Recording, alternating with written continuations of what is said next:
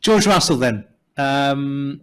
Huge pressure starting on pole position, drizzling at the start. I thought he sounded a little bit nervous actually on the radio when they were telling him the rain's coming in. So my question for you is, were you surprised by how strong his performance was, particularly in those opening 17 laps? No, not at all.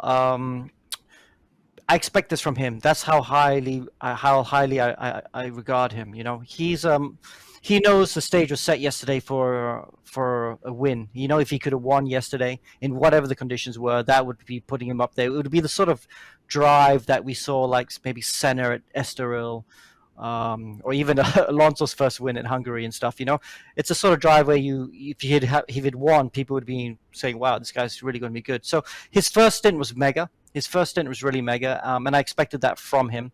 You know, on the soft tires, how he could hold off the Ferraris was very good. Medium stint, though, went away. He didn't quite have the pace on the mediums that I expected him to.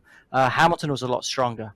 You know, I thought at first maybe the Mercedes, you know, we've seen it all this year. You know, it's hard to get it in the window, and if it goes a little bit out, the pace disappears. So I thought that was what was happening with George. But I don't think so, actually, because Hamilton was very strong in the middle stint.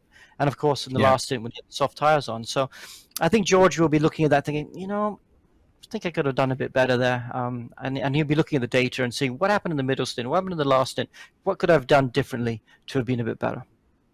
Yeah, I'm with you. I think the similarity between George Russell and Lewis Hamilton is that self-critical nature, isn't it? They are immediately thinking, because I heard him after the race saying, when we started on the soft tyres with the two Ferraris on the mediums, most of the other drivers on mediums around me, and it was drizzling, I was thinking, great, we're going to drive into the distance. And then when it stopped drizzling, you know, that kind of hampered us and we didn't get much of a gap. And then at the end of the race, I was on mediums, but they were relatively old mediums. And he was saying that immediately after the race in the pen.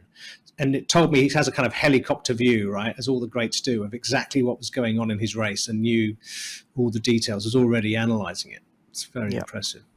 Yeah. Speaking of impressive, if we rewind to Saturday afternoon, the surprise pole position, George becomes the third new pole sitter this year. Of course, Carlos Sainz and Sergio Perez are the other two. What did you think about the lap that he drove?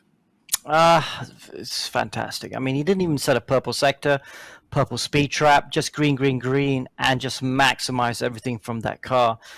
We've been calling him Mr. Saturday for a while now, haven't we, Matt? And we've seen him normally doing it at the back of the grid with the Williams. But yes, that Saturday, was it 2 days ago, was a perfect example why he's so good in qualifying. And, you know, once he gets a car that's capable of fighting in the front, he's going to get a lot of pole positions in his career.